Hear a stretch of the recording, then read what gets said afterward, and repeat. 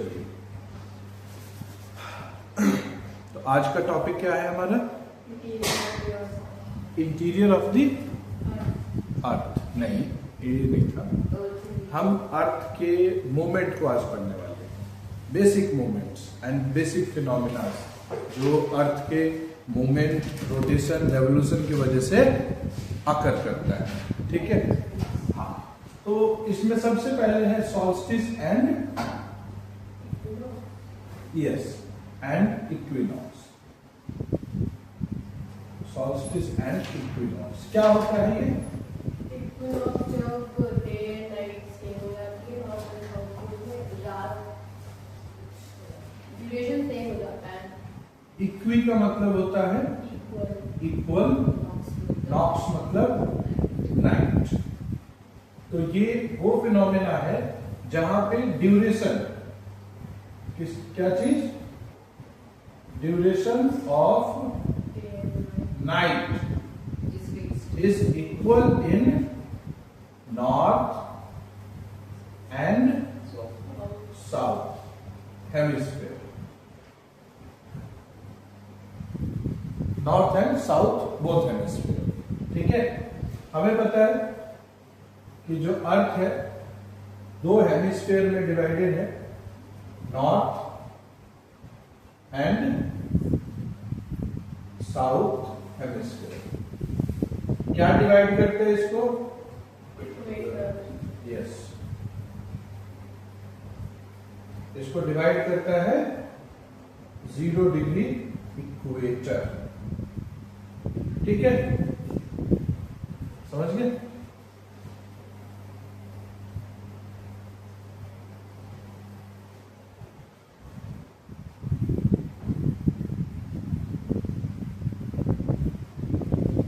ये है हमारा tropic of cancer, tropic of Capricorn, Antarctic circle, Arctic circle, north pole, south pole और ये इक्वेटर। ठीक है, अब रोटेशन।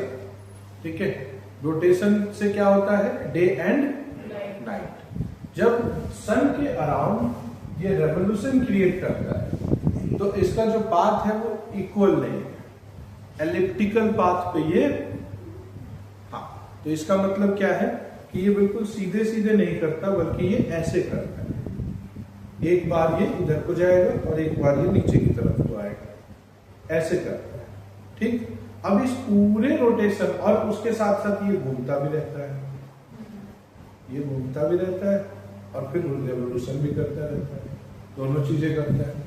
ठीक है, तो अब इसमें ऐसा होता है कि 4 ऐसे डेट्स हैं जिन पे, ठीक है, सन जो है वो बिल्कुल परपेंडिकुलर फॉल करता है।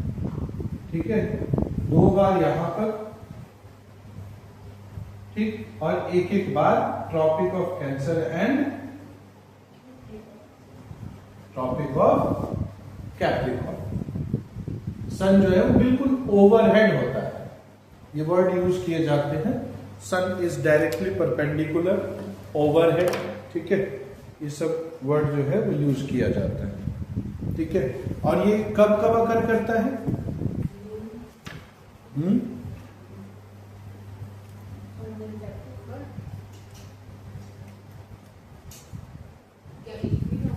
हाँ हाँ, इक्विनॉक्स और ये बाकी चीजें हर 3 महीने में ये पूरा का पूरा रोटेशन जो है वो चेंज होता रहता है। ठीक है, इन एवरी 3 मंथ्स। और आप देखेंगे फिर 4 महीने के अराउंड जो है ये सारा फिनोमेना अकर कर जाता है। ठीक है,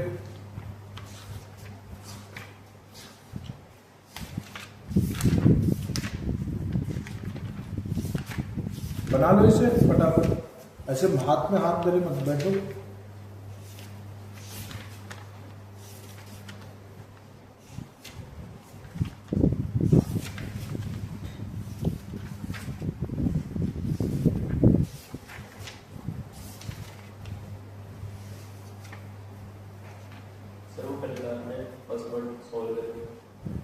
SOL, STR STICE, solstice।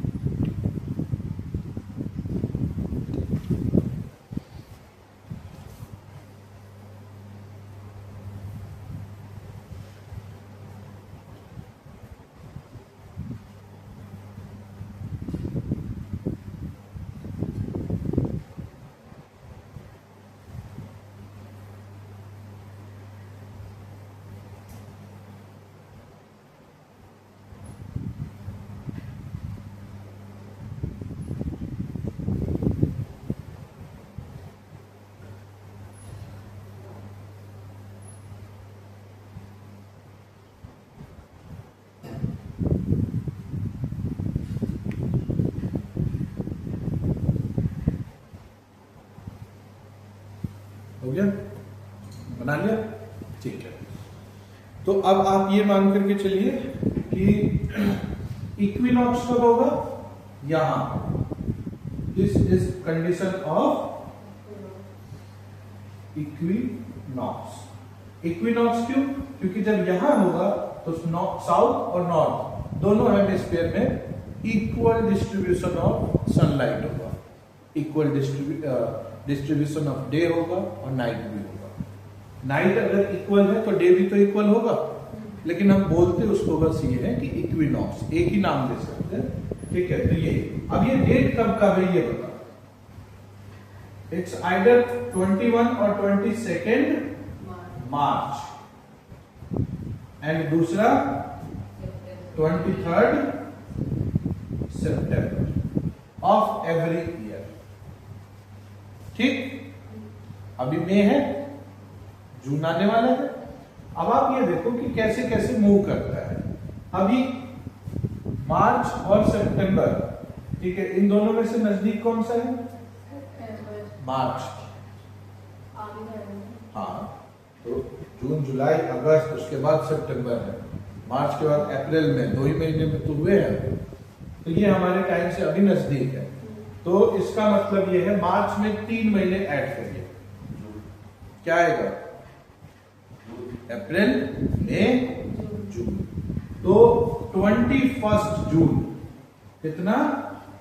21 जून वो टाइम है जब ट्रॉपिक ऑफ कैंसर के बिल्कुल ऊपर होता है सनलाइट, सन बिल्कुल परपेंडिकुलर होगा, ठीक है। और ये फिनोमेना ध्यान रखिएगा, क्योंकि इसके बाद जो है वो ITCZ का फिनोमेना क्रिएट बताने वाला हूं मैं, ठीक है। तब आपको पता चलेगा कि अर्थ पे कुछ भी स्टैग्नेंट नहीं है, it is always dynamic, progressive and changing, that is why earth is living, ठीक है। अब 3 महीने के बाद, जून में 3 महीना फिर ऐड करो, जुलाई, अगस्त, सितंबर, फिर वापस सितंबर में यहां आ गया, फिर 3 महीने ऐड करो, हाँ, तो ये दिसंबर। अब कौन सा दिसंबर? 22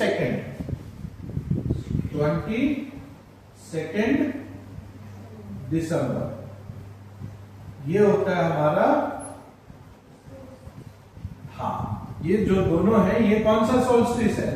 इस टाइम पे नॉर्थ में क्या, कौन सा सीजन है? समर। इसको बोलते हैं समर सोल्स्टिस। सोल्स्टिस का मतलब हो गया when the duration of night is unequal, duration of night is unequal. अब अनइक्वल में क्या है? Unequal, what is unequal? यहां पे डे कैसा होगा? लॉन्ग। अभी देखो डे कितना लंबा होता है, नाइट शॉर्ट। अब कॉमन सी बात है, अगर यहाँ डे लॉन्ग हो गया तो साउथ में डे शॉर्ट ये नॉर्थ है और ये साउथ। साउथ में क्या होगा इस टाइम पे समर सॉल्स्टिस में, डे जो होगा वो शॉर्ट एंड नाइट जो होगा वो लॉन्ग हो जाएगा। ठीक है, नहीं अभी तो ये समर सॉल्स्टिस है क्योंकि हमारे यहाँ पे समर है। ठीक है, अब आ जाते हैं 22 दिसंबर। अब इस टाइम पे सर्दी का टाइम होता है तो इसको हम क्या बोलेंगे, विंटर सॉल्स्टिस। अब यहां पर भी हमारे पास दो चीजें होंगी, एक नॉर्थ होगा और दूसरा साउथ। अलग अलग जगह पे अलग अलग चीजें करेंगे, लेकिन सूरज की रोशनी तो एक ही जगह पड़ेगी। सूरज की रोशनी, sunlight is directly perpendicular to tropic of cancer, so it simply means कि southern part is more lit, south part में ज्यादा लाइट है। ठीक है, क्योंकि जो एक तरीके से जो टॉर्च का फोकस है वो यहां है। ठीक है, इसमें ट्राई कर सकता हूं इस पे, अगर तुम्हें हल्का फुल्का दिखे तो। अच्छा, एरोप्लेन मोड कर दिया शिफ्ट।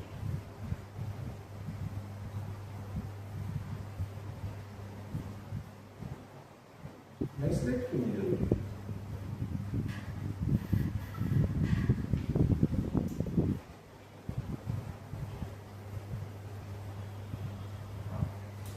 ये देखो यहां दिख रहा है सनलाइट इज यहां पे एक तरफ फोकस दिख रहा है, यहां ज्यादा फोकस है कि नहीं है यहां पे।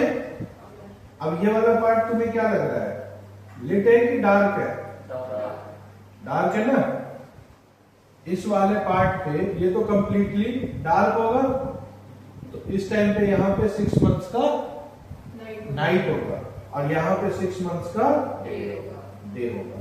फिर ये अर्थ घूमेगा, हालांकि फिर यहाँ पे मैं सन को रोटेट कर रहा हूँ, फिनोमेना आपको दिखाना है। फिर यहाँ पे अब यहाँ देखोगे दोनों तरफ ऑलमोस्ट इक्वल लाइट पड़ रही है। इक्वल लाइट है कि नहीं है? यहाँ भी, यहाँ भी, यहाँ भी और यहाँ भी। फिर उसके बाद ये ऊपर की तरफ आएगा यहाँ पे। ठीक, तो यहाँ पर अब लाइट फोकस करेगा तो ये वाला जो है वो और ये वाला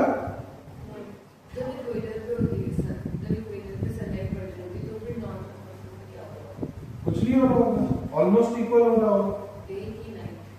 दोनों जगह पे ऑलमोस्ट डे और नाइट दोनों जैसा फिनोमेना हो रहा होगा, वो ट्रांजिशन का टाइम है। ठीक है, तो कहने का मतलब ये है लाइट एक ही साइड से फोकस करेगी और बैटरी खत्म हो जाएगी तो बंद भी हो जाएगी। ठीक है, तो ये आपको चीजें आई थिंक समझ आ गया होगा बेटर तरीके से।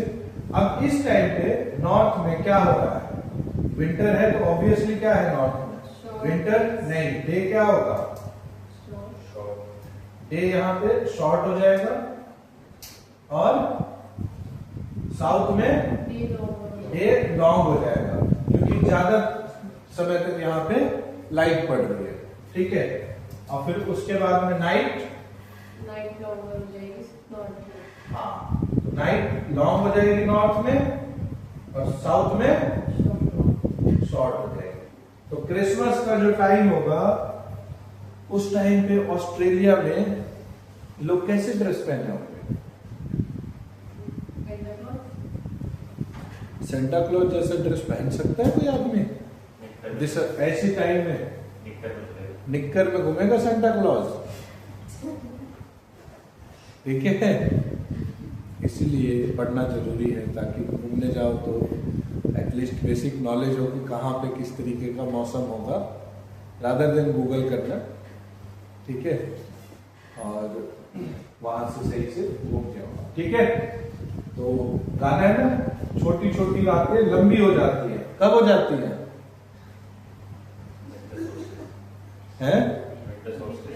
हाँ, छोटी छोटी रातें लॉन्ग हो जाती है जब विंटर सॉल्स्टिस आता है। ठीक है,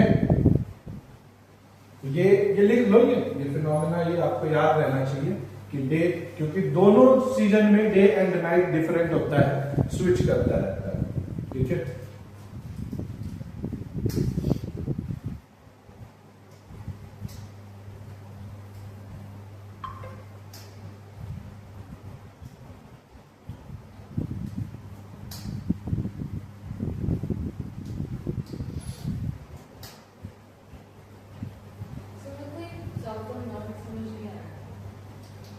क्या नहीं समझ आ रहा है इसमें, बताओ। साउथ में देखो, जहां सूरज की रोशनी होगा वहां गर्मी होगी, और गर्मी का मतलब समर होगा। इक्वेटर के ऊपर नॉर्थ है, इक्वेटर के नीचे साउथ है। मैप लेके आने जरा, वर्ल्ड मैप का, और उसको ध्रुव को देना।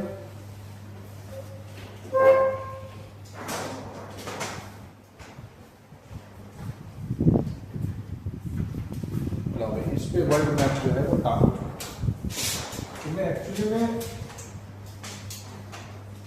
एक मिनट,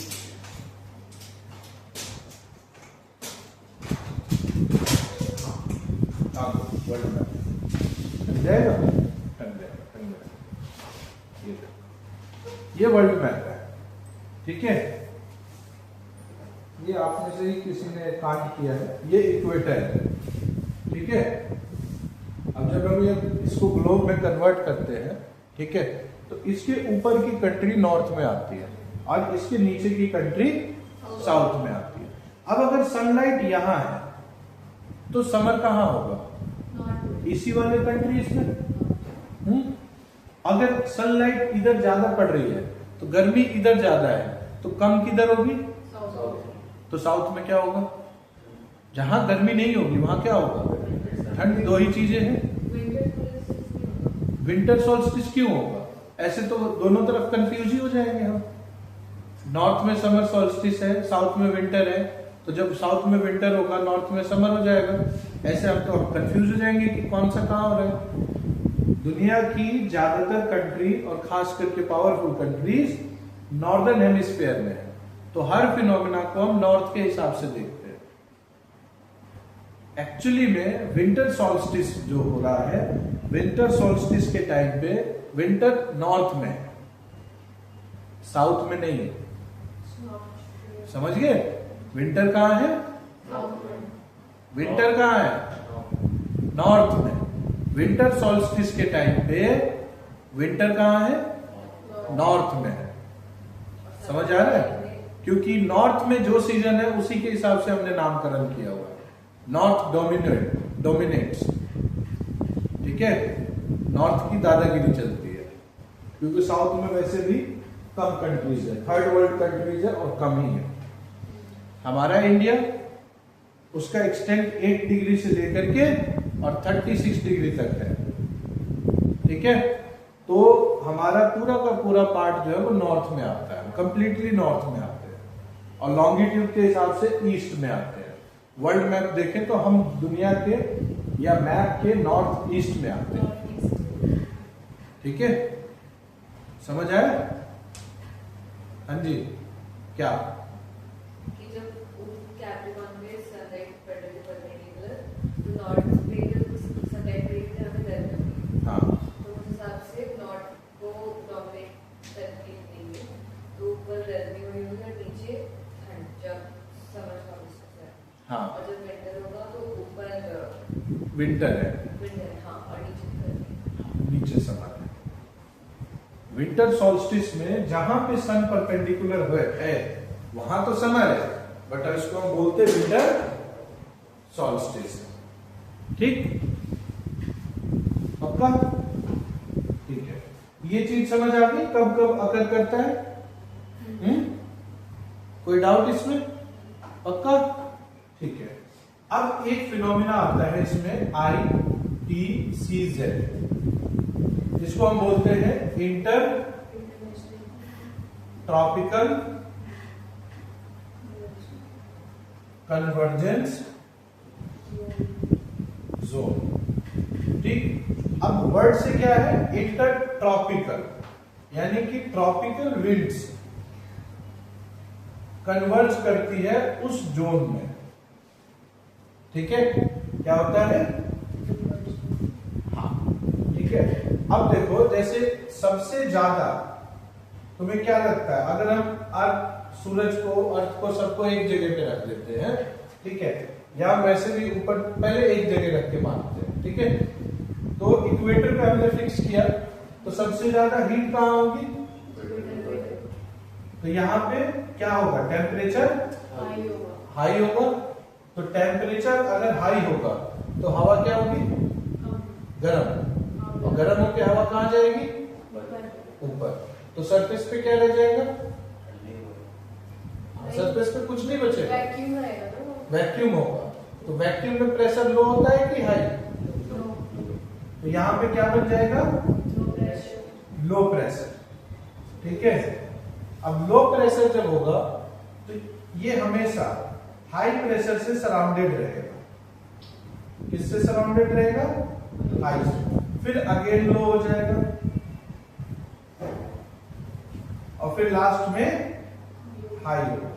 अब आपको ये समझना है कि जहां भी हाई होगा वहां पे कंपैरेटिवली क्या चीज? कंपैरेटिवली कूल एयर होगा,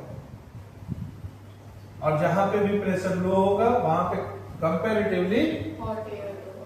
हाँ, हॉट एयर। कूल एयर उसकी डेंसिटी ज्यादा होता है। हाँ, ठीक है। तो वो वाइस वर्सा है कि वो होगा तो ऑब्वियसली प्रेशर हाई होगा। ठीक है। और लो होगा, लो प्रेशर का मतलब हॉट एयर। तो इसका मतलब ये हो गया, यहाँ पे टेम्परेचर कैसा होगा? जहां पर भी लो होगा वहां टेम्परेचर हाई होगा, हाई टेम्परेचर। ठीक, या हाई टेम्परेचर है तो समझ लो प्रेशर लो। अगर हाई टेम्परेचर है तो प्रेशर लो होगा। इतना तो सब समझते होंगे साइंस वाले। अब अगर टेम्परेचर लो है तो प्रेशर हाई होगा, टेम्परेचर लो है तो प्रेशर हाई होगा। इतना समझ आ गया? हाँ, ठीक है।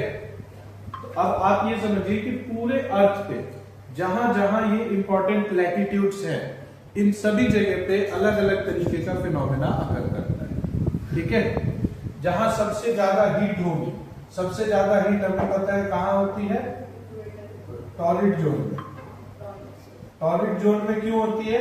क्योंकि एक बार यहाँ पे ओवरहेड होगा, दो बार यहाँ ओवरहेड होगा और एक बार फिर यहाँ ओवरहेड होगा सन।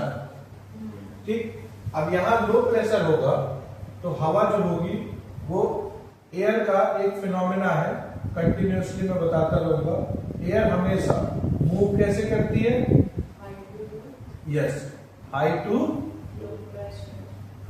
लो, हाई टू लो। तो ये हाई प्रेशर है, हाई से लो की तरफ आएगी। ठीक। इसमें कोरियोलिस इफेक्ट आता है तो ये डिफ्लेक्ट करती है और ये ऐसे चलती है। ठीक है। हाँ, अभी फिलहाल हम वहां तक नहीं जाएंगे, मुझे बस ये समझाना है। ठीक। तो ये हाई, ये कौन सा रीजन है? सब ट्रॉपिकल है ये, सब ट्रॉपिकल या फिर ट्रॉपिकल मान लो। तो ये दो ट्रॉपिकल रीजन से एयर जो है वो कहां मर्ज कर रही है? इक्वेटर पे। तो आईटीसीजेड कहां बन गया? ठीक। अब आपको ये बात पता है कि इक्वेटर पे ये आईटीसीजेड कब बनेगा?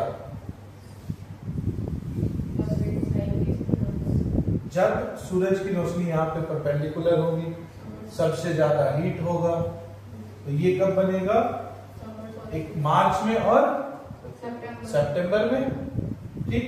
अब आप ये देखो कि अगर हम पूरा पैटर्न देखें तो हवा ऐसे चलेगी, है ना? हवा ऐसे चलेगी और फिर ऐसे चलेगी, राइट? अभी ध्यान से देखना, ये ऐसे फिनोमेना आकर करेगा। कोई डाउट है यहां तक? समझ आ रहा है ना? ठीक। अब ये चीज यहां पे जब तक है, यानी कि मार्च में एंड सितंबर तक का तो ठीक है, बट क्या जून और दिसंबर में भी ऐसे ही चलेगी हवा? नहीं, जून में जो ये लो प्रेशर है ये एक्चुअल में कहां चला गया? ऊपर, यहां चला गया। तो लो प्रेशर कहां बन गया? यहां। हाई प्रेशर फिर ऐसे चलेगी हवा, है ना? हवा जो है वो ऐसे चलेगी। जो ये हवा है इसको मैं क्या नाम दे दूं? कुछ भी बोलो। TW, ट्रेड विंड कर देते हैं। ये ट्रेड विंड जो है वो ट्रॉपिक्स के यहां पे जो चल रही है, ट्रॉपिक्स के पास, वो एक्चुअली में आर्कटिक के मिड लैटिट्यूड पे चली गई है और मिड लैटिट्यूड से यहां पे मर्ज कर रही है। तो ये नीचे वाली हवा भी तो ऊपर फिक्स ऊपर शिफ्ट हो जाएगी। ये पूरा तीनों का पार्ट, तीनों हवाएं जो है वो एक एक कॉलम ऊपर शिफ्ट हो जाएगी। होगी कि नहीं होगी? अब यही चीज जून के बजाय जब दिसंबर में यहां होगा तो यही कन्वर्जेंस नीचे की तरफ हो रहा होगा, है कि नहीं है? है। तो ये पूरा का पूरा विंड, ये अब अगेन फिर ऊपर वाली जो तीन हवाएं हैं, नीचे वाली तीन है, एक एक कॉलम नीचे शिफ्ट कर जाएंगे। यही वजह है कि दिसंबर जनवरी में आप देखेंगे कि ये जो वेस्टर्लीज जो हमारे सबसे बियॉन्ड जाती है वो और नीचे आकर के और गुजरात तक आनी शुरू कर देती है। ये वेस्टर्लीज है, वेस्ट से चल रही है, ये इंडिया में आना शुरू हो जाती है वेस्टर्न डिस्टर्बेंसेस के नाम पे। ठीक है, हम उन हवाओं की चपेट में आ जाते हैं। ठीक, और ये कंटिन्यूअसली शिफ्ट होता रहता है। इसी शिफ्टिंग की वजह से पूरे अर्थ पे मॉइस्चर जो है वो मिक्स होकर के घूमता रहता है। हर बिल्कुल कंटिन्यूटी में चलता है। तो जिंदगी जो है नेचर से अगर हम सीखे तो life is always dynamic and changing. आप इसको एक जैसा बना के नहीं रख सकते। और दुख वही होता है जब हम हर चीज को फिक्स करने की कोशिश करते हैं, like our time table, like our happiness, like our sad moment, everything fix हो जाए, बस स्टैग्नेंट हो जाए। वो होता नहीं है, नेचर नहीं है। समझ गए? ये चीज है। तो ITCZ का मतलब इंटर ट्रॉपिकल कन्वर्जेंस जोन। ये वो जोन है जहां पे दो ट्रॉपिक से आने वाली जनरली ट्रेड विंड्स मर्ज करती है और ये ITCZ शिफ्ट होता है। ठीक है, और ये ITCZ शिफ्ट होने के वजह से विंड्स का पैटर्न शिफ्ट होता है, मोमेंट चेंज होता है और उसी के वजह से कभी बारिश ज्यादा होती है, कभी कम होती है। पूरे वर्ल्ड में, पूरे एटमॉस्फेयर में, ग्लोबली एटमॉस्फेयर में जहां जहां भी मॉइस्चर ट्रेवल करता है वो चेंज होता रहता है उसका इंटेंसिटी। ठीक है, तो अब तो खैर टेक्नोलॉजी इतना एडवांस हो गया कि हम प्रेडिक्ट कर लेते हैं। हम बादल से ऊपर जा चुके हैं तो हम देख लेते हैं कि बादल कहाँ है, हवा का मूवमेंट कैसा है, किस जगह पे टेम्परेचर हाई है, किस जगह पे लो है। तो हम प्रेडिक्ट कर लेते हैं कि हवा कैसे कैसे चलने वाली है, कहाँ से चलने वाली है, किस स्पीड से चलने वाली है, मॉइस्चर किधर मूव कर रहा है, कहाँ बारिश होने की संभावना है। ठीक है, तो इस हिसाब से हम पूरा मेट्रोलॉजी या ये कहिए कि मौसम विभाग जो है वो इसी बेस पे काम करता है। समझ गए? Any doubt? ये बना लिया आपने? बनाओ। सर, जो बिग बैंग थ्योरी के एविडेंस है सही है गलत है? मतलब देखो, अर्थ के ओरिजिन में दो तरीके की बातें हैं कि कुछ लोग जो है वो उन्होंने अपनी थ्योरी दी है, उसके अपने सबूत है, but the thing is and the fact is कि कोई भी नहीं था देखने के लिए कि कैसा था। तो every theory and every principle is birth of some or other mind. ठीक है, तो आई बिलीव कि ठीक है, जो एक्सेप्टेबल, जो सोसाइटी में सबसे ज्यादा एक्सेप्टेबल थ्योरी है, अगर आपका माइंड उसे एक्सेप्ट करे तो वेल एंड गुड, नहीं करे तो आप भी मान लो विष्णु ने बनाया है दुनिया। विष्णु जी खेल रहे ब्रह्मांड में, जितने भी क्या बोलते हैं गैलेक्सीज है वो सब उनके लिए कंचे हैं। ये नहीं मान सकते, ये थोड़ा मान सकते हैं पर नहीं मान सकते। अब ऐसा है कि बिग बैंग थ्योरी क्या कहता है? टाइम बॉम्ब एक टाइनी पार्टिकल, हाँ, उसमें एक्सप्लोजन हुआ एंड स्पेस स्टार्टेड एक्सपेंडिंग, बहुत सारी एनर्जी, बहुत सारा मैटर रिलीज हुआ और उन्हीं मैटर्स में प्लैनेट और क्या बोलते हैं अपना स्टार्स, बाकी चीजों का ओरिजिन हुआ। ठीक है, तो वो है, वो कहीं ना कहीं तो हमें मानना ही पड़ेगा ना। जहाँ जहाँ पर भी एरो, जो एरो का हेड है, वहाँ पर जब जो यहाँ से थोड़ी सी एयर आ गया, यहाँ से मतलब वो वाला पार्टिकल, फिर वो वाला एरिया गर्म नहीं, वो एयर का मूवमेंट दिखा रहा है बस। Arrow just represents the movement of air. जैसे गर्म आप ऐसे समझते हो, यहाँ पे हॉट है, ये कूल है, ये हॉट है और ये कूल है। ठीक है, ये हॉट है, नहीं ये कूल है, ये हॉट है और ये कूल है, और ये सब कंपैरेटिव है। अगर आप ये सोचो कि ये हॉट है और ये हॉट है, दोनों हॉट सेम होंगे, नहीं। इक्वेटर पे जो गर्मी है वो अलग होती है और मिड लैटिट्यूड या सब आर्कटिक रीजन पे गर्मी अलग तरीके की होती है। समर सॉल्स्टिस और विंटर सॉल्स्टिस तो हो गया, बट ये मैं ये कह रहा हूँ कि जब जब ये फिनोमेना अकर करते हैं, ये आईटीसीजेड चेंज होता है, ऊपर की तरफ जाएगा फिर नीचे की तरफ आएगा, तभी तो हमारा मौसम भी चेंज होगा। हमारे मौसम में चेंज कैसे होता है? ठीक, अब ये पूरा तिब्बतन रीजन अभी जून 21, अब धीरे धीरे और सूरज की रोशनी जो है वो हमारे, और बिल्कुल अब ये ट्रॉपिक ऑफ कैंसर इंडिया के बीचों बीच जाती है, तो इंडिया के बीचों बीच वाले रीजन पे कंप्लीटली सन जो है वो वर्टिकल हो जाएगा। तो सर जस्ट इमेजिन कि जून में कितनी गर्मी पड़ेगी, बिल्कुल सूरज एकदम सामने ही है सीधा, कोई एक रोशनी है बिल्कुल सीधी आ रही है और एक टॉर्च की रोशनी है जो थोड़ी सी साइड से देख रहे हैं, दोनों में फर्क है ना। तो अभी ये जो है ये बिल्कुल सामने है। ठीक सर, हाँ, ये जो मूवमेंट है इसका सन का, तो अर्थ का सन अपनी जगह पे, अर्थ का, तो ये फिक्स रहता है 3 महीने में इधर जाएगा उधर जाएगा। हाँ, ये फिक्स है कि ये इसी तरीके से होगा, हर साल ये इसी टाइम पे ऊपर नीचे होता है। ठीक है, अब आप देखोगे जैसे जनवरी में मकर संक्रांति होता है, तो इसको हिंदी में हम मकर रेखा बोलते हैं, कैप्रिकॉर्न। ठीक है, और मकर संक्रांति के बाद, मकर संक्रांति का एक और नाम है उत्तरायण। ठीक है, उत्तर एक दिशा है, नॉर्थ, सन का मूवमेंट नॉर्थवर्ड शिफ्ट होता है, उत्तर की तरफ आना शुरू होता है। तो दिसंबर, यानी दिसंबर और जनवरी के बाद सन जो है वो मूवमेंट ऊपर की तरफ आ जाता है, उत्तर की तरफ, नॉर्थ, उत्तरायण होता है, सूरज का उत्तरायण होता है। तो हर इस फिनोमिना को हम अपने हिसाब से सेलिब्रेट करते हैं।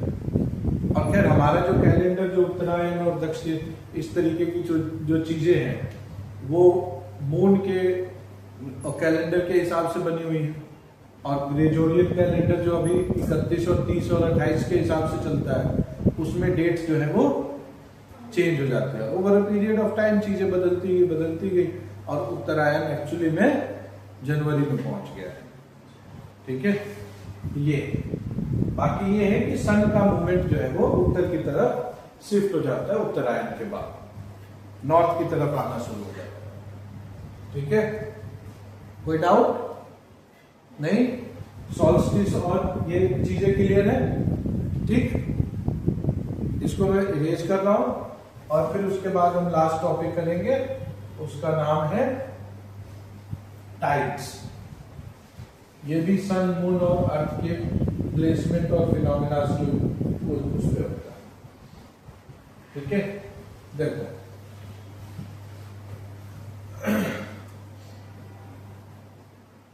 सन,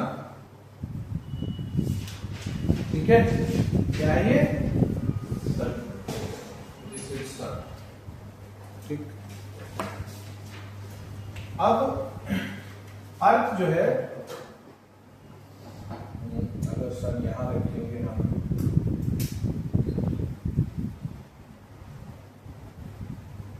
नहीं, सन को यहां नहीं रखेंगे, सन को यहां पर, सन को फिक्स कर दो साइड में। Let sun be fix here, sun. ठीक, अब ये अपनी रोशनी इधर से चारों तरफ फेंकेगा। ठीक, रोशनी आ गई। यहां पे रख दो अर्थ को। ठीक, क्या है ये? ठीक है। अब इसको रोटेट कौन करता है?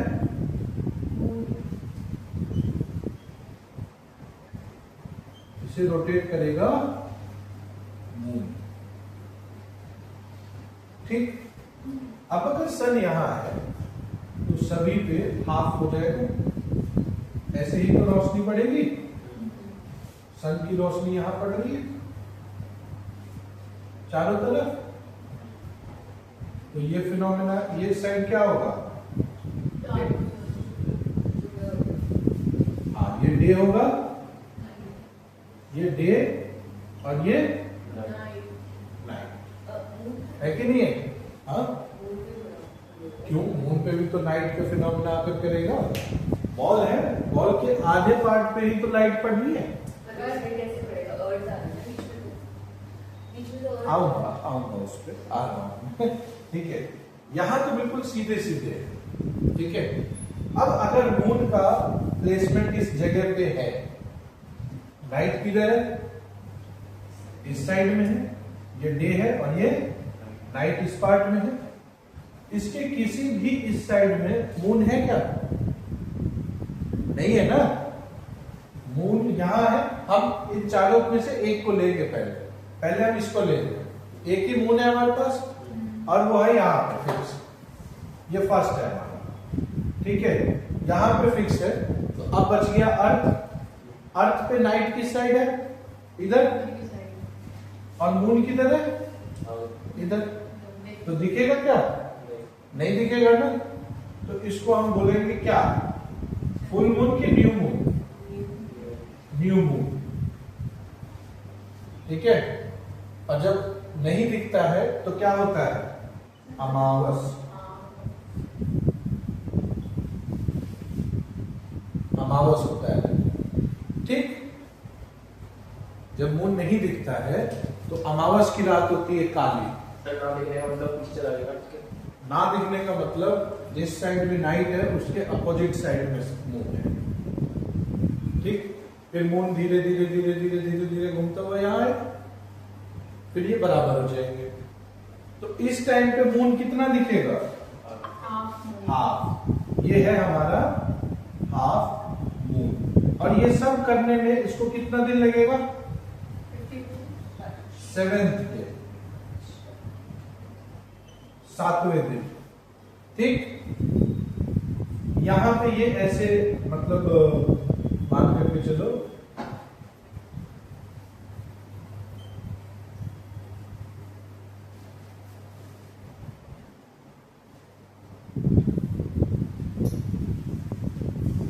ठीक है। अब ये धीरे धीरे धीरे धीरे बढ़ के यहां आएगा। ठीक, अब यहां आएगा जब, तो पूरा का पूरा एक साइड में, बॉल के एक साइड में लाइट लगेगी, तो बॉल कैसा दिखेगा? गोल सर्कल में दिखेगा बॉल। तो यहां पे क्या होगा? Full moon. क्या होगा? Full moon. और ये पूनम या पूर्णिमा। पूर्णिमा कैसे लिखते हैं? ऐसे पूर्णिमा। ठीक है, ये होता है हमारा 14th डे। ये क्या है हमारा? हिंदी में क्या बोलते हैं? चांद। और इसको हिंदी में क्या बोलेंगे? हैं? 14वीं का चांद। गाना है ना, 14वीं का चांद हो या आफताब हो। मतलब चांद इस टाइम पे, इससे ज्यादा खूबसूरत चांद नहीं होता। तो उसने खूबसूरती बिल्कुल पीक पे लेके गया है गाने में। ठीक है, पढ़े लिखे लोग गाना लिखते थे, बादशाह जैसे नहीं, जो मन में आया लिख दिया। गांजा फूक के लिखते हैं ना एक्चुअली ये लोग, नशे में रहते हैं। खानदानी रईस वो है ना, खानदानी रईस तो है नहीं, नया नया पैसा आया है, जमीन बेच के गाने चला के, तो पैसा जब आता है तो सबसे पहले अकल खाता है। ठीक है, बोलते हैं, नानी से ही सुना है मैंने, धन से पहले धर्म खत्म होता है। ठीक है, तो धन जब आता है ना तो धर्म भी खत्म करता है। ठीक, बहुत कम लोग आपको दिखेंगे जो पैसे वाले हैं और सही से धार्मिक है और सही लोग हैं। ठीक है, चलिए, तो ये फुल मून है, पूनम पूर्णिमा 14th डे। ठीक है, तो 14वीं की चांद ये है। इसके बाद अब ये पूरा का पूरा जो फिनोमिना है ये इंक्रीजिंग है, तो इसको हम क्या बोलते हैं? वैक्सिंग। क्या बोलते हैं? ये पूरा का पूरा फिनोमिना डिक्रीजिंग मून का है। ठीक है, क्या है ये? Decreasing moon. ये है इंक्रीजिंग मून। ठीक है, तो इसको हम बोलते हैं वेनिंग। एक वैक्सिंग और दूसरा वेनिंग। ठीक है, अब यहां पे फिर ये वापस आते आते कब? 21st डे, यहां फिर ये हाफ मून दिखेगा हमें। हाफ मून यहां 75% दिखता है, इसको गिबस बोलते हैं।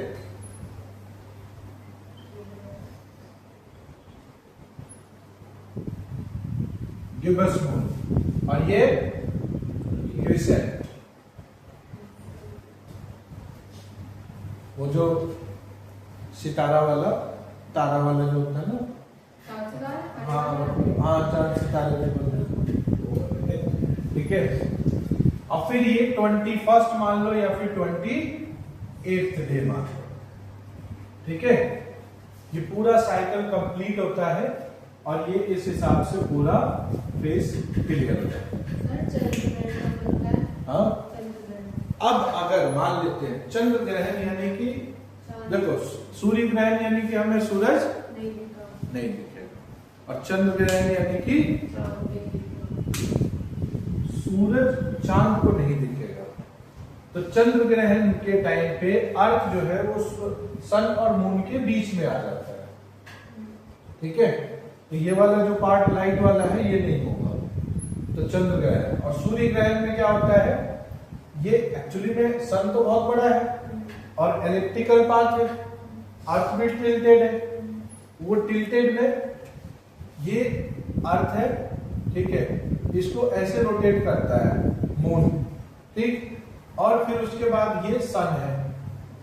ठीक है, ये मान लो सन है, और ये पूरा का पूरा सिस्टम ऐसे रोटेट करता है। दोनों अलग अलग रोटेशन में, मतलब रेवोल्यूशन में। ठीक है, तो उसमें जरूरी नहीं है कि हर बार हमें पिक्चर में सामने दिखा दो, इसका मतलब ये नहीं कि बिल्कुल सामने ही आ जाता है। सामने आ जाए तो ग्रहण है, 1% भी आएगा तो उसको हम ग्रहण मानेंगे। लेकिन हम ज्यादातर उन ग्रहण को सेलिब्रेट करते हैं या उसको हम मतलब ज्यादा तवज्जो देते हैं, इंपॉर्टेंस देते हैं जो बिल्कुल सामने सामने आ जाए, कम से कम 30-40% कवर कर ले, विजिबिलिटी बिल्कुल आमने सामने आ।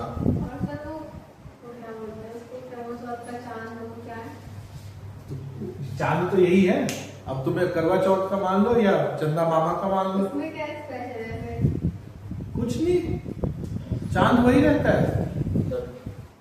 ये जो पूर्णिमा होती है कभी नहीं होती है ऑलमोस्ट। तो फिर तो महापूर्णिमा में क्या होता है? सब लोग ए देखो, अब तुम वो क्या बोलते हो उसको, धार्मिक किताब मत खुलो। नहीं, मतलब देखो चांद में पूरा पूर्णिमा में पूरा चांद दिखा है। हाँ, तो महापूर्णिमा में क्या होगा? महापूर्णिमा में बस पंडित बोल देता है महापूर्णिमा है और कुछ नहीं है। ठीक है, वो रहता है उतना ही है। महापूर्णिमा में 3-4 चांद मिलके बड़ा नहीं मनाते हैं लोग। ठीक है, ईद के चांद में भी वही चांद है, हर उसमें यही है, अलग नहीं है। ये तीन अर्थ, मून और ये सन, ये बदलते नहीं है, ये ऐसे ही घूमते रहते हैं और फिनोमेना क्रिएट होता रहता है। हम देखते हैं तो बस हो जाता है। हाँ, एक दो चीजें हैं, जैसे ये पाथ है, इनका जो पाथ है वो कभी कभी कोइंसाइड्स कर जाता है, बिल्कुल एक अलाइनमेंट में घूमना शुरू कर देते हैं। तो ऐसे फिनोमेना बहुत लंबे समय के बाद आते हैं, और जब ये आते हैं तो बस, क्योंकि ये बहुत रेयर है और बहुत ज्यादा टाइम के बाद आते हैं, ठीक वैसे ही जैसे जो गेस्ट कभी कभार बहुत दिनों में आते हैं, उसकी बड़ी खातिरदारी होती है, तवज्जो होती जाती है उसको। तो इसी को भी हम ऐसे ही सेलिब्रेट करते हैं कि ये फिर 120 साल बाद आएगा, 150 साल बाद आएगा, लेकिन हमारे लाइफ स्पैन में ये 150 साल बाद आएगा ना। अर्थ का तो इतिहास बहुत पुराना है, पता नहीं कितनी बार ये इस तरीके से आ चुका होगा, है कि नहीं है। तो बस हमें सेलिब्रेट करने का कोई ना कोई बहाना चाहिए, ठीक है। वो हाँ, नहीं, ग्रहण का ही होता है, वो फिनोमेना होता है, ठीक है। उसको हम थोड़ा बाद में कवर करेंगे, मुझे टाइड कवर करा देना है अभी इसमें, ठीक है। ग्रहण के फिनोमेना है, अलग अलग टाइप होते हैं, ठीक है। ये बना लिया क्या आपने? ठीक है। अब चूंकि लास्ट टॉपिक है टाइड का, ये दोनों ही चीजों पे, ठीक है। एक छोटा सा फिगर वहां बनाऊंगा मैं, उसको आप समझने की कोशिश करिएगा, ठीक है। ये सन है, ठीक है, ये अर्थ है, और ये जो है ये वाटर लेवल है। क्या है ये वाटर लेवल है अर्थ के ऊपर, ठीक। अब मान लेते हैं कि सन इस साइड है और मून इस साइड है। सन डिस्टेंस में ज्यादा है लेकिन साइज में बड़ा है, तो उसका जो ग्रेविटेशनल पुल है वो ज्यादा होगा। लेकिन मून भले साइज में छोटा है बट वो नजदीक है, तो नजदीक होने की वजह से उसका भी ग्रेविटेशनल पुल उतना ही है। अब ये दोनों जो है इसको पुश करेंगे यहां पर। मैं एक रिप्रेजेंटेशनल उसमें सेंस में ले रहा हूं, ठीक है, कि ये ऐसे हो जाएगा, ठीक है। मान लेते हैं कि ये जो सन वाटर जो है, ठीक है, दोनों साइड पुल हो गया, ठीक, दोनों साइड बराबर पुल हो गया। तो अगर इस साइड पुल हो गया तो वाटर इस साइड पुश हो जाएगा। तो जब वाटर नीचे की तरफ जाएगा तो यहां पे बोलेंगे हम लो टाइड हुआ है, ये भी लो टाइड है, और ये हाई टाइड है। यहां पे क्या हो जाएगा? हाई टाइड, ठीक। अब मुझे ये बताओ, सन का यहां होना, अर्थ का यहां होना और मून का यहां होना, इसका क्या मतलब है? ये कब होता है? इस फिगर में तो यहां पे जो टाइड अकर करेगा इसको हम बोलेंगे स्प्रिंग टाइड। क्या बोलेंगे? Spring Tide. स्प्रिंग होता है ना, दोनों साइड खींच लो, स्प्रिंग टाइड, ठीक है। ये फिनोमेना कि मून अर्थ के एक साइड है और सन अर्थ के दूसरी साइड है, अब बिल्कुल अपोजिट है। ये इस फिगर में कब अकर कर रहा है? फुल मून पे। तो टाइड जो यहां पे आ रहा है इसको हम कौन सा टाइड का नाम देंगे? Spring tide. हाँ, स्प्रिंग टाइड। अब दूसरे लैंग्वेज में स्प्रिंग टाइड कब अकर करता है? फुल मून पे। क्या कोई और फिनोमेना है जिस टाइम पे ये स्प्रिंग टाइड और अकर कर सके? यस, टाइड जो है, टाइड इज एन इंटरेक्शन, ठीक है। It's a gravitational interaction between pull of the sun and centrifugal force of the earth. Centrifugal force earth लगाएगा, ठीक, और पुल जो है वो कौन करेगा? मून करेगा या फिर सन करेगा। ग्रेविटेशनल पुल किसका होगा? सन या फिर मून का। और उसको बैलेंस करने के लिए सेंट्रीफ्यूगल फोर्स कहां लगेगा? अर्थ का। तो कोई ऐसा कंडीशन होगा? मून को अब यहां लेके आओ, मून को यहां से हटाओ और मून को यहां। अब मून एक साइड होने की वजह से भी इस साइड में ग्रेविटेशनल पुल और ज्यादा होगा, और जितना ज्यादा इधर ग्रेविटेशनल पुल होगा उतना ही उसके अपोजिट सेंट्रीफ्यूगल फोर्स होगा। ठीक, तो अगेन इस साइड में हाई टाइड और इस साइड हाई टाइड, दोनों साइड, और opposite side perpendicular side low tide. ये कब अगर कर रहा है? जब एक तरफ से न्यू मून पे। तो यहां पर भी क्या होगा? स्प्रिंग टाइड अगर करेगा। तो फुल मून और न्यू मून दोनों पे कौन सा टाइड अगर करता है? Spring Tide. स्प्रिंग टाइड क्या होता है? जब हाई टाइड के हाई एंड लो इसमें ग्रेटेस्ट डिस्टेंस हो। समझ गए? सर, हाँ सर जो ये हाई टाइड होता है दोनों, हाँ, उसका मतलब अर्थ के इन दोनों एरिया में हाई टाइड होगा या फिर high दोनों tide एरिया से में, होगा? अर्थ के इस पार्ट में और इस पार्ट में टाइड हाई हो जाएगा।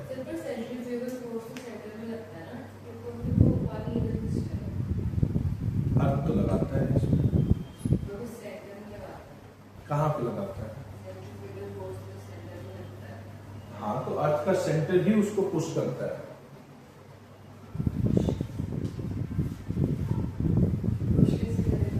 क्यों? इस साइड में जब इस साइड में पानी खींचेगा तो यहां से पुश होगा तो अपोजिट साइड में पानी खींचेगा।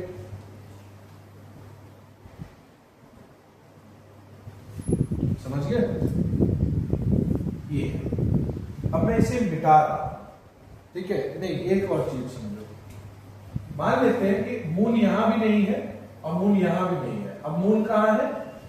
इस जगह में, और मून या तो ऊपर है या फिर नीचे है, दोनों में से एक साइड मान लेते हैं। ठीक, अब आप इसको समझिए कैसे होगा ये फिनोमेना। ठीक है, अगर मून यहां पर है, पहले तो सन अपनी तरफ खींचेगा तो पानी यहां पे खींच जाएगा, है ना? पानी यहां खींचेगा,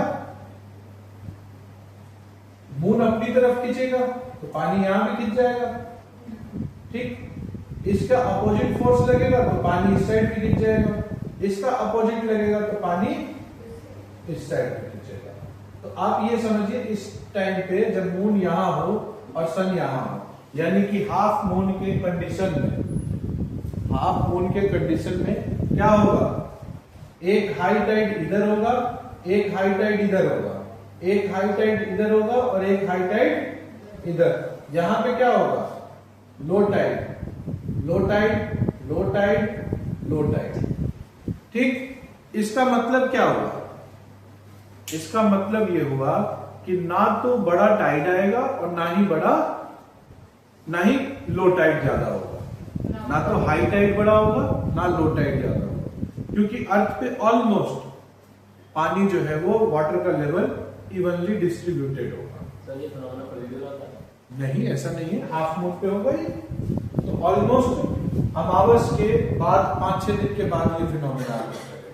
फिर उसके 5-6 दिन के बाद हाई टाइड और लो टाइड का फिनोमेना आता है। फिर उसके बाद 5-6 दिन के बाद होगा, फिर वापस होगा। हर महीने होगा, बिल्कुल होगा। और एक दिन में 12 घंटा 36 मिनट के बाद हाई टाइड और लो टाइड होगा ही होगा। इसको हिंदी में ज्वार भाटा कहते हैं। ठीक है, ये बड़ा इंपॉर्टेंस है हमारे इकोनॉमिक एक्टिविटी के लिए। ईस्टर्न कोस्ट जो है हमारा, वो बहुत ही जेंटल स्लोप पे है, तो हाई टाइड होने की वजह से पानी किनारे पे ज्यादा भर जाता है। ठीक है, जैसे हल्दिया पोर्ट हो गया, डायमंड हार्बर पोर्ट हो गया, इन सब पे क्या है? हाई टाइड होता है तो समंदर का पानी जो है वो नदी तक आ जाता है, बिल्कुल नदी के मुहाने, नदी के अंदर तक आ जाता है। तो बड़ी बड़ी जहाजें नदी के अंदर आ जाती है, वहां टिक जाती है। फिर अगली बार जब हाई टाइड आएगा तो आराम से स्विम करके चली जाती है। तो बड़ा रोल है इसका इंपॉर्टेंट। ठीक है, आपको ये समझ आ गया कि हाई टाइड, लो टाइड। अच्छा, इस टाइम पे जो भी टाइड अकर करेगा उसको हम नीप टाइड बोलते हैं। क्या बोलते हैं? नीप टाइड। इसको क्या बोलते हैं? नीप टाइट। ठीक, तो ये नीप टाइट कहा जाता है इसको। लिख लिया नीप टाइट, मिटा दो इसको, ग्रुप मिटा दे। ठीक है,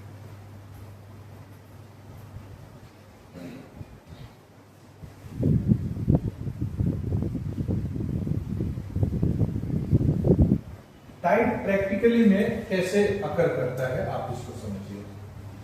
ठीक है, पहाड़ी है, मैदान है, ये समंदर आ गया। ठीक है, ये हो गया हमारा नॉर्मल सी लेवल।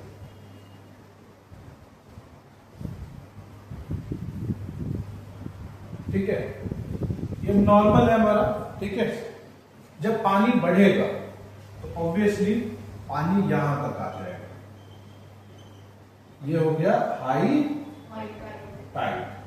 ठीक, और फिर जब पानी नीचे जाएगा तो यहां तक चला जाएगा, तो ये हो गया हमारा लो टाइड। ठीक, इसके बीच का डिफरेंस, इसको हम क्या बोलते हैं? Tidal range. क्या कहते हैं इसे? Tidal range. ठीक, जब ये नीचे से ऊपर, जब ये नीचे से ऊपर जा रहा होगा, ठीक है, वही अपवर्ड, तो उसको हम बोलते हैं फ्लड टाइड। क्या बोलते हैं उसे? Flood tide. ठीक, और जब ये चीज नीचे आ रही होगी, ठीक है, हाँ, फॉलिंग डाउन, तो इसको हम क्या बोलेंगे? इब टाइड। EBBTID, इब टाइड। और दोनों लो और हाई टाइड के बीच के डिफरेंस को टाइडल रेंज कहते हैं। अब अगर मैं आपसे पूछूं कि टाइडल रेंज नीप टाइड पे ज्यादा होगा या फिर स्प्रिंग टाइड पे ज्यादा होगा, तो क्या कहेंगे आप? बराबर है ना? नीप टाइड जब अकर करता है तब, और स्प्रिंग टाइड अकर करता है तब, इन दोनों में टाइडल रेंज कब ज्यादा होगा? स्प्रिंग पे होगा। क्यों? क्योंकि उस समय पुल ज्यादा है, उस समय पुल ज्यादा है, और नीप टाइड पे ऑलमोस्ट डिस्ट्रीब्यूटेड है, तो लो ज्यादा लो नहीं है, हाई ज्यादा हाई नहीं है, तो वहां पे टाइडल रेंज कम होगा। लेकिन स्प्रिंग टाइड पे टाइडल रेंज, एक बे ऑफ फंडी है, कनाडा के पास पड़ता है, ठीक है, 60 से 80 मीटर तक पानी भर जाता है और खाली हो जाता है। हाँ, बे ऑफ फंडी में दुनिया का सबसे बड़ा टाइडल रेंज आता है। ठीक है, वही हाल होगा वहां पे, तुम अगर बैठ के लेट गए तो गनी भाई जैसा, जब उठोगे तो चारों तरफ समंदर। ठीक है, तो ये चीज है, समझ आ गया? तो वर्ड से आपको ध्यान रखना है tidal range, high tide, low tide, ebb tide, flood tide. ठीक है, अब एक क्वेश्चन आपसे पूछता हूं जो आपको बिल्कुल सिलेबस के बाहर का लगेगा। ठीक है, और आंसर वही दे पाएगा जिसको थोड़ा बहुत जो है ना इंग्लिश के वर्ड्स याद हो, क्योंकि देखो नॉलेज तो इतनी है, इससे ज्यादा तो है नहीं। अब घुमा कैसे सकता है कोई भी आपको? वर्ड्स, क्वेश्चन में डिफिकल्ट वर्ड यूज होगा और आप घूम जाएंगे। ठीक है,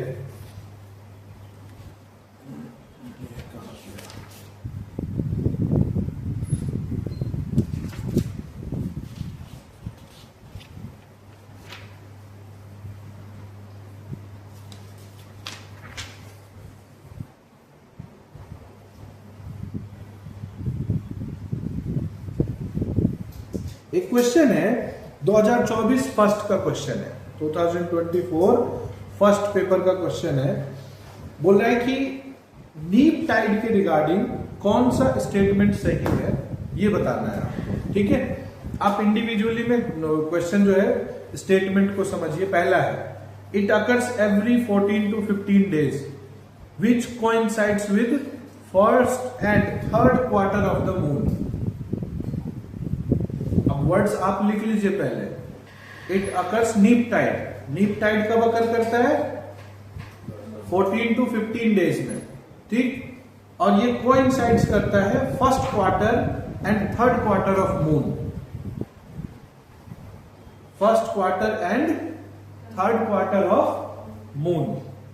अब फिगर तो मैंने मिटा दिया है, लेकिन आपने जो फिगर बनाया आप उसमें देख सकते हो। अगर हम 4 क्वार्टर मैंने पौआ 250 ग्राम 250 ग्राम 250 ग्राम 250 ग्राम 250 ग्राम 4 होता है ना, तो फर्स्ट क्वार्टर कब पूरा होगा? 7th day. Third quarter 14, 20, first quarter से कितने दिन बाद आएगा? 14-15 दिन बाद आएगा, हैं? ये ऊपर वाले दोनों इधर और इधर हाफ मून की बात कर रहा है ये, ठीक है। तो 14 डेज में तो अगर करता है, सही स्टेटमेंट है। और कोइंसाइड्स करता है first quarter half, third quarter पूरा, है ना। 250 ग्राम 500 ग्राम 750 ग्राम 1 किलो हो गया ना पूरा। तो पहला स्टेटमेंट सही है। Second statement, this tide has a small tidal range. The tide has small tidal range. अभी पूरा नहीं हुआ है, पूरा समझो। Because gravitational force of moon and sun are in quadrature. Gravitational pull, ठीक है, forces of moon and sun are in quadrature. Quadrature का क्या मतलब है? क्वाड मतलब, हाँ, क्वाड्रेंट मतलब 4। मैंने फिगर में कैसे बनाया था?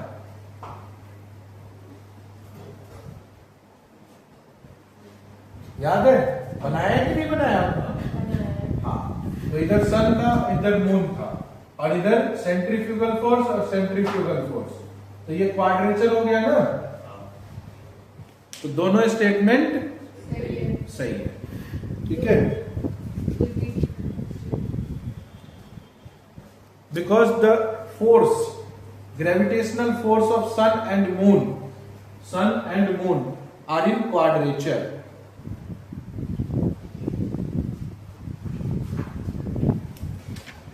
जो सबसे इंपॉर्टेंट क्वेश्चन है वो मुझे मिल जाए एक बार।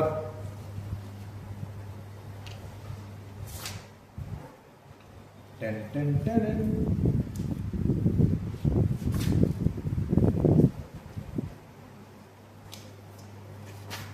हाँ, मिल गया, लिखिए।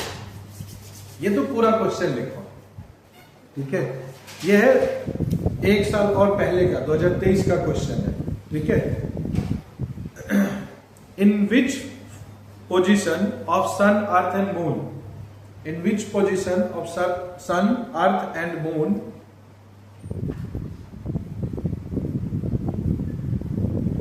In which position sun, earth and moon? क्या लिखा? Of sun, earth and moon. In which position of sun, earth and moon the spring tide में अकर, ठीक है। हाँ, मतलब क्वेश्चन है कि is suitable for spring tide, एक ही बात है, ठीक है। तो सन, मून एंड अर्थ का कौन सा पोजीशन स्प्रिंग टाइड के लिए सुटेबल होगा, ठीक। अब वर्ड्स लिखो। नंबर 1 ना, अभी तो ये स्टेटमेंट चल रहा है। अब तो आप 1, 2, 3 लिखोगे, फिर आप कोड लिखोगे, ठीक है। अब ये क्वेश्चन है, पहले 1 लिखिए। सीजीगी कंजंक्शन, कैपिटल लेटर में लिखो SYZYGY, SYZYGY, सीजीगी कंजंक्शन, ठीक है। फिर आता है सीजीगी ऑपोजिशन, मतलब अपोजिट, कंजंक्शन मतलब एक लाइन में कंजंक्शन का मतलब अपोजिट्स का अपोजिट होगा, ये सेम लाइन, सेम होता है। हाँ ठीक है। उसके बाद में तीसरा ऑप्शन है quadrature, QUAD RATUR, quadrature second वाले में क्या था पूरा? है। सेकंड वाला CG की ऑपोजिशन,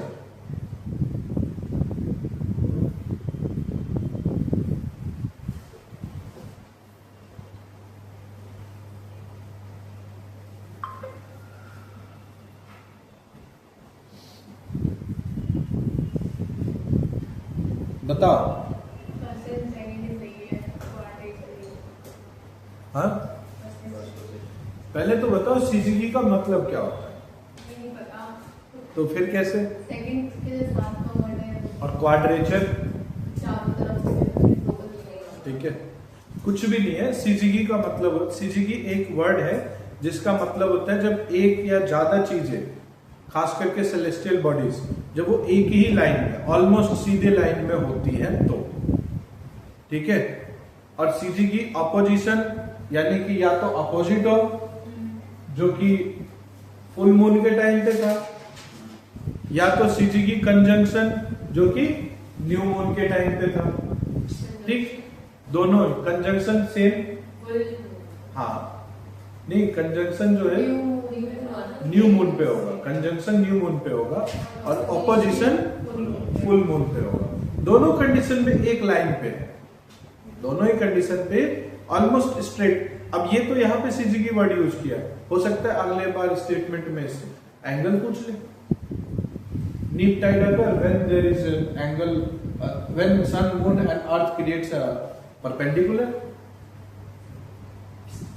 या फिर 90 डिग्री एंगल, है ना, राइट एंगल, ऐसा कुछ भी वर्ड यूज कर सकता है। ये चीज है, बस क्वाड्रेचर नहीं होगा इसमें, क्योंकि स्ट्रॉन्गेस्ट टाइडल रेंज जो है या स्प्रिंग टाइड जो है वो अपोजिट या फिर सेम लाइन में होने पर होता है। ठीक है, any doubt? That is all for today. We will, I think कल मेरी क्लास नहीं होगी, परसों I will take the class. Okay.